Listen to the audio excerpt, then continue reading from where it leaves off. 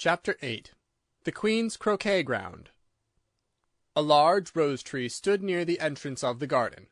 The roses growing on it were white, but there were 3 gardeners at it busily painting them red. Alice thought this a very curious thing, and she went nearer to watch them, and just as she came up to them she heard one of them say, "Look out now, Five, don't go splashing paint over me like that." "I couldn't help it," said Five in a sulky tone. "Seven jogged my elbow." On which Seven looked up and said, "That's right, Five, always lay the blame on others." "You'd better not talk," said Five. "I heard the Queen say only yesterday you deserve to be beheaded." "What for?" said the one who had first spoken. "That's none of your business to," said Seven. "Yes, it is his business," said Five, "and I'll tell him. It was for bringing the cook tulip roots instead of onions." Seven flung down his brush, and had just begun, well, of all the unjust things, when his eye chanced to fall upon Alice, as she stood watching them, and he checked himself suddenly. The others looked around also, and all of them bowed low. "Would you tell me," said Alice, a little timidly, "why you are painting those roses?" Five and Seven said nothing, but looked at Two. Two began in a low voice, "Why, the fact is, you see, miss, this here ought to have been a red rose-tree, and we put a white one in by mistake, and if the Queen was to find out, we should all have our heads cut off, you know. So you see, miss, we're doing our best afore she comes to—" At this moment, Five, who had been anxiously looking across the garden, called out, "The Queen! The Queen!" and the 3 gardeners instantly threw themselves flat upon their faces. There was a sound of many footsteps, and Alice looked round, eager to see the Queen. First came 10 soldiers carrying clubs. These were all shaped like the 3 gardeners, oblong and flat, with their hands and feet at the corners. Next, the 10 courtiers. These were ornamented all over with diamonds, and walked 2 and 2, as the soldiers did. After these came the royal children. There were 10 of them, and the little dears came jumping merrily along hand in hand, in couples. They were all ornamented with hearts. Next came the guests, mostly kings and queens, and among them Alice recognized the White Rabbit. It was talking in a hurried, nervous manner, smiling at everything that was said, and went by without noticing her. Then followed the Knave of Hearts, carrying the king's crown on a crimson velvet cushion, and last of all this grand procession came the King and Queen of Hearts. Alice was rather doubtful whether she ought not to lie down on her face like the 3 gardeners, but she could not remember ever having heard of such a rule at processions. And besides, what would be the use of a procession, thought she, if people had to lie down upon their faces, so that they couldn't see it? So she stood still where she was, and waited. When the procession came opposite to Alice, they all stopped and looked at her, and the Queen said severely, "Who is this?" She said it to the Knave of Hearts, who only bowed and smiled in reply. "Idiot!" said the Queen, tossing her head impatiently, and turning to Alice, she went on, "What's your name, child?" "My name is Alice, so please your Majesty," said Alice very politely, but she added to herself, "Why, they're only a pack of cards, after all. I needn't be afraid of them."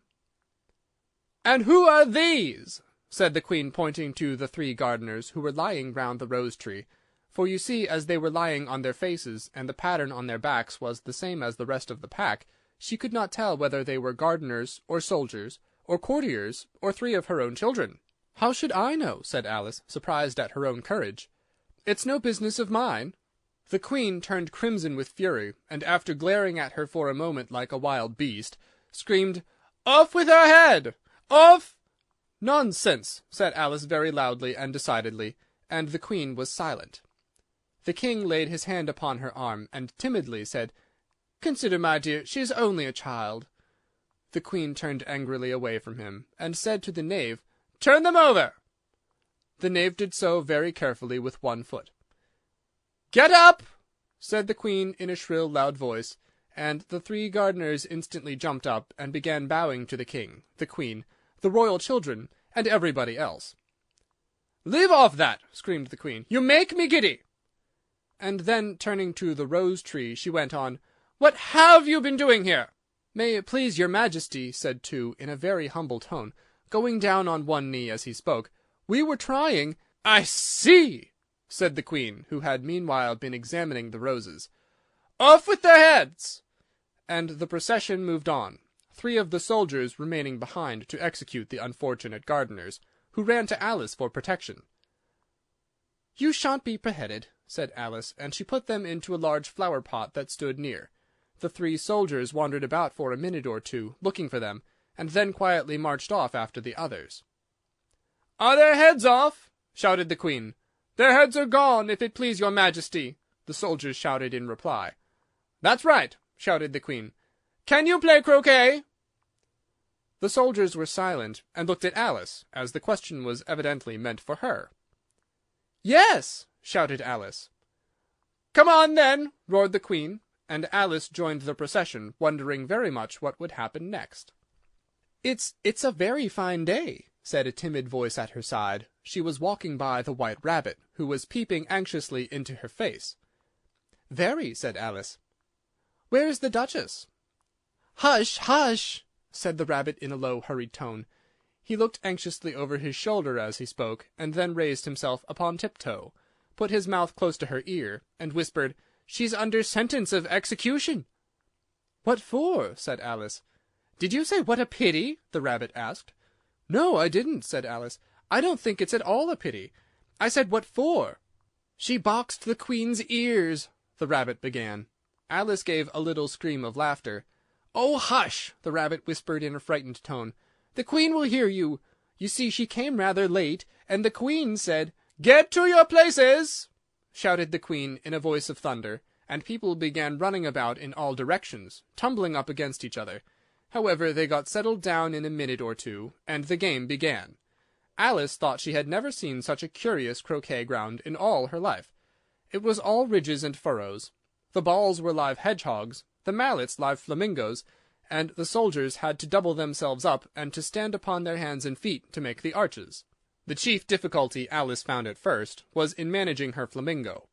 She succeeded in getting its body tucked away, comfortably enough, under her arm, with its legs hanging down, but generally, just as she had got its neck nicely straightened out, and was going to give the hedgehog a blow with its head, it would twist itself round and look up in her face, with such a puzzled expression that she could not help bursting out laughing.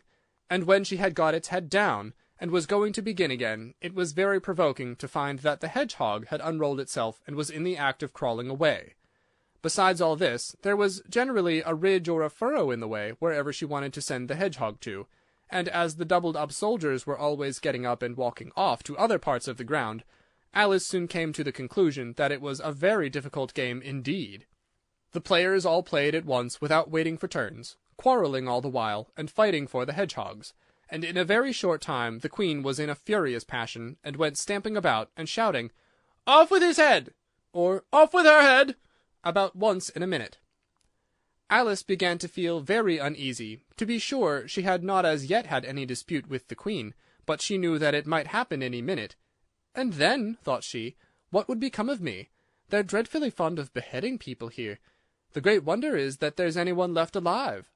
She was looking about for some way of escape, and wondering whether she could get away without being seen, when she noticed a curious appearance in the air. It puzzled her very much at first, but after watching it a minute or 2, she made it out to be a grin, and she said to herself, "It's the Cheshire Cat. Now I shall have somebody to talk to." "How are you getting on?" said the cat, as soon as there was mouth enough for it to speak with. Alice waited till the eyes had appeared, and then nodded. "It's no use speaking to it," she thought, "until its ears have come, or at least one of them." In another minute the whole head appeared, and then Alice put down her flamingo, and began an account of the game, feeling very glad she had some one to listen to her. The cat seemed to think that there was enough of it now in sight, and no more of it appeared. "I don't think they play at all fairly," Alice began in a rather complaining tone. "And they all quarrel so dreadfully one can't hear oneself speak, and they don't seem to have any rules in particular. At least, if there are, nobody attends to them. And you've no idea how confusing it is, all the things being alive. For instance, there's the arch I've got to go through next, walking about at the other end of the ground. And I should have croqueted the Queen's hedgehog just now, only it ran away when it saw mine coming." "How do you like the Queen?" said the cat in a low voice. "Not at all," said Alice. "She's so extremely—" Just then she noticed that the Queen was close behind her listening, so she went on, "Likely to win, that it's hardly worth while finishing the game." The Queen smiled and passed on. "Who are you talking to?" said the King, coming up to Alice, and looking at the cat's head with great curiosity. "It's a friend of mine, a Cheshire Cat," said Alice. "Allow me to introduce it." "I don't like the look of it at all," said the King. "However, it may kiss my hand if it likes." "I'd rather not," the cat remarked. "Don't be impertinent," said the King, "and don't look at me like that." He got behind Alice as he spoke. "A cat may look at a king," said Alice. "I've read that in some book, but I don't remember where." "Well, it must be removed," said the King very decidedly, and he called to the Queen, who was passing at the moment. "My dear, I wish you would have this cat removed." The Queen had only one way of settling all difficulties, great or small. "Off with his head!" she said, without even looking round. "I'll fetch the executioner myself," said the King eagerly, and he hurried off. Alice thought she might as well go back and see how the game was going on, as she heard the Queen's voice in the distance, screaming with passion. She had already heard her sentence 3 of the players to be executed for having missed their turns, and she did not like the look of things at all, as the game was in such confusion that she never knew whether it was her turn or not. So she went in search of her hedgehog. The hedgehog was engaged in a fight with another hedgehog, which seemed to Alice an excellent opportunity for croqueting one of them with the other. The only difficulty was that her flamingo was gone across to the other side of the garden, where Alice could see it trying, in a helpless sort of way, to fly up into one of the trees. By the time she had caught the flamingo and brought it back, the fight was over, and both the hedgehogs were out of sight. "But it doesn't matter much," thought Alice, "as all the archers are gone from this side of the ground." So she tucked it under her arm, that it might not escape again, and went back for a little more conversation with her friend. When she got back to the Cheshire Cat, she was surprised to find quite a large crowd collected round it. There was a dispute going on between the executioner, the King, and the Queen, who were all talking at once, while all the rest were quite silent, and looked very uncomfortable. The moment Alice appeared, she was appealed to by all 3 to settle the question, and they repeated their arguments to her, though, as they all spoke at once, she found it very hard indeed to make out exactly what they said. The executioner's argument was, that you couldn't cut off a head unless there was a body to cut it off from, that he had never had to do such a thing before, and he wasn't going to begin at his time of life. The King's argument was, that anything that had a head could be beheaded, and that you weren't to talk nonsense. The Queen's argument was, that if something wasn't done about it in less than no time, she'd have everybody executed all round. It was this last remark that had made the whole party look so grave and anxious. Alice could think of nothing else to say but, "It belongs to the Duchess. You'd better ask her about it." "She's in prison," the Queen said to the executioner. "Fetch her here." And the executioner went off like an arrow. The cat's head began fading away the moment he was gone, and by the time he had come back with the Duchess, it had entirely disappeared. So the King and the executioner ran wildly up and down looking for it, while the rest of the party went back to the game.